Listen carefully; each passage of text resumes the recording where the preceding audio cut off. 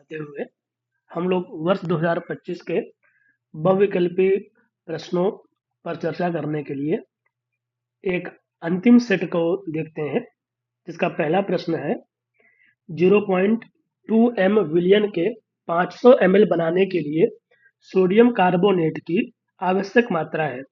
तो मोलरता है 0.2 m, आयतन है 500 मिलीलीटर और दे रखा है सोडियम कार्बोनेट। हल करने का सबसे आसान तरीका है कि आप सीधे मोलरता का सूत्र लगा दें। जो सूत्र है molarity m equal to W mass निकालना है अपॉन मोलर द्रव्यमान या मोलर मास इंटू 1 अपॉन आयतन, और आयतन लीटर में होना चाहिए। तो मोलरता दे रखी है अपने को 0.2, डब्ल्यू पूछा गया है। मोलर मास सोडियम कार्बोनेट का आप निकालेंगे अगर, तो सोडियम का होता है 23, कार्बन का होता है 12, ओ का होता है 16। आप पूरा करिएगा तो ये आपका आ जाएगा 106 ग्राम पर मोल। तो खैर ये हो गया 106। आयतन दे रखा है मिलीलीटर में 500, तो या तो नीचे 1000 से भाग दे सकते हैं या ऊपर गुणा कर सकते हैं, मल्टीप्लाई कर सकते हैं।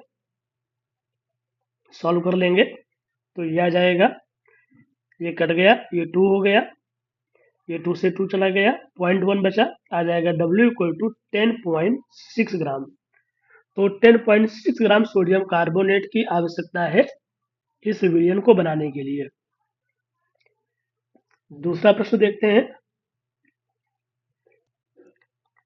दूसरा प्रश्न अभी इसके पहले सेट में डिस्कस किया गया था। निम्नलिखित में रंगहीन आयन है। तो जैसा हम लोगों ने वहां भी सीखा है कि अगर इलेक्ट्रॉनिक विन्यास किसी का D0 है या D10 है तो उसके रंगहीन होने की संभावना अधिक रहती है। हमने वहां बताया था आपको कि अगर ऑक्साइड है तो रंगहीन नहीं होगा, लेकिन प्राय रहते हैं, कलरलेस रहते हैं। करके देखेंगे तो थोड़ा ब्रीफ में कर लेते हैं। Na+2 दे रखा है करने के लिए, Fe+3, Cu+2 और Cu+3। तो पहले इलेक्ट्रॉनिक विन्यास लिखने के लिए पहले निकिल का लिखेंगे। निकिल होता है 28, तो ये होगा आर्गन 18, 4s2 3d8। जब हम Na+2 का निकालेंगे तो इलेक्ट्रॉन 4s से जाएगा, तो आर्गन 18, 4s को हम चाहे तो पूरा छोड़ ही देते हैं, सीधे खत्म हो गया वो, तो रख देते हैं 3d8। तो ये ना D0 है ना D10 है, तो ये कैसा होगा? रंगीन, कलर्ड होगा, इसमें कोई ना कोई कलर होगा। अगला है Fe+3। Fe+3 के लिए हमको Fe का निकालना पड़ेगा पहले। Fe का होगा आर्गन 18, 4s2 3d6। अब Fe+3 का लिखेंगे, इलेक्ट्रॉन 3 निकालने हैं, तो पहले दो हैं वो 4s से जाएंगे, तो 4s खत्म हो गया, एक और बचा, तो D5 से चला गया, तो D से चला गया तो D5 बचा। तो D5 है, D0 या D10 नहीं है, तो ये कैसा होगा? कलर्ड, रंगीन होगा, इसमें कोई ना कोई कलर होगा। अगला है कॉपर के तुलना कर देखने हैं, तो कॉपर लिखते हैं पहले। कॉपर आपको याद होगा, कॉपर एक्सेप्शन कई बार आ चुका है। Argon 18, 4s1 3d10। पहला दे रखा है Cu+2। Cu+2 निकालेंगे तो इससे इलेक्ट्रॉन निकलेगा, एक 4s से गया, एक 3d से गया, तो 3d9। तो ये D0 नहीं है, D10 नहीं है, तो ये कैसा होगा? रंगीन, कलर्ड होगा। लेकिन जब हम Cu+ बनाएंगे तब केवल एक इलेक्ट्रॉन निकालेंगे, तो एक इलेक्ट्रॉन 4s से जाएगा, तो D पूरा बचा रहेगा, तो ये क्या हो गया? 3d10। पीछे लिखा हुआ था कि अगर D0 या D10 है तो रंगहीन है, तो ये D10 आ गया, तो ये कैसा होगा? रंगहीन। इसीलिए Cu+ में कलर नहीं आता है। अगला प्रश्न,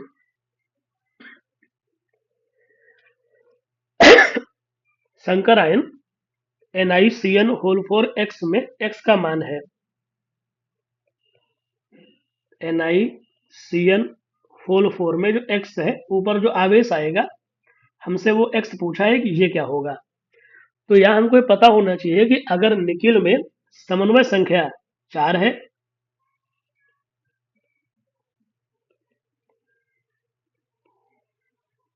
अगर कोऑर्डिनेशन नंबर 4 है, तो निकिल की जो ऑक्सीकरण संख्या है वो +2 रहती है, हमेशा नहीं रहती है। जैसे अगर आप NiCO होल 4 लेंगे तो वहां नहीं आएगा, तो कार्बोनिल को छोड़ दें हम लोग, बाकी और आयन लेंगे और अगर लिगेंड लेंगे तो ये +2 रहेगा। तो यहाँ निकिल पे +2 आ गया,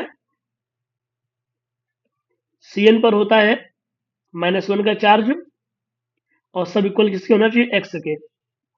तो हल करेंगे आ जाएगा x इक्वल टू फाइनली -2। तो यहाँ जो x है उसका मान -2 होगा। हमने यहाँ पर सिंपल ऑक्सीकरण संख्या निकालने का तरीका लगा दिया है। जब ऑक्सीकरण संख्या निकालते थे तो हम निकिल को x मानते और वहां पर x का मान दिया होता रख देते। यहाँ हमने इसका उल्टा कर दिया है। अगला प्रश्न है कि इस अभिक्रिया में उत्पाद क्या होगा। तो अगर आपको याद आ रहा हो तो ये हमारा एक रोजेनमुंड अपचयन है, जिसमें कि किसी एसिड क्लोराइड जैसे कि RCOCl की हम क्रिया करते हैं H2 के साथ PDBSO4 की उपस्थिति में, तो इससे बन जाता है एक एल्डिहाइड RCHO और HCl। तो यहाँ जो आंसर होगा हमारा क्या होगा, एल्डिहाइड की रिएक्शन में एक एल्डिहाइड प्राप्त होगा। अगला देखते हैं प्रश्न, CH3 होल थ्राइस N, ये कैसा पूछा है, क्या है, इनमें से प्राथमिक एमीन है कि द्वितीयक एमीन है या तृतीयक एमीन है। एमीन क्या होते हैं, हम लोग अमोनिया से H को निकालते हैं और उसकी जगह कोई एल्किल समूह या बेंजीन की रिंग लगा देते हैं, तब बोलते हैं एमीन। अगर हम एक निकालते हैं तो बनता है RNH2, इसे हम बोलते हैं प्राथमिक एमीन। अगर हम इससे एक और निकाल दें, एक R और लगा दें H हटा करके, तो ये हो जाएगा R2N, हो जाएगा सेकेंडरी एमीन। अगर हम इससे एक NH, एक H बचा रह गया, हम इससे एक H और निकालें, एक R और लगा दें, तो ये हो जाएगा R3N, तो ये होगा टर्सरी एमीन। तो हमारे प्रश्न में R की जगह क्या प्रयोग किया गया है, CH3, तो CH3 होल थ्राइस N, ये क्या हो जाएगा, एक तृतीयक एमीन, टर्सरी एमीन।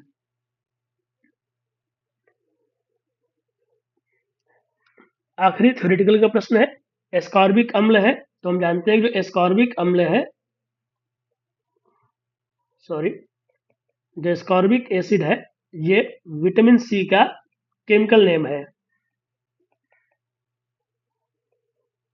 तो जो एस्कॉर्बिक अम्ल है वो क्या है, विटामिन है। आपको याद होना चाहिए कि विटामिन C खट्टे फलों में पाया जाता है और विटामिन C एक वाटर सॉल्युबल विटामिन है। इस प्रकार 2025 के सभी सेट के बहुविकल्पी प्रश्न हल हो चुके हैं, इनको आप देख सकते हैं।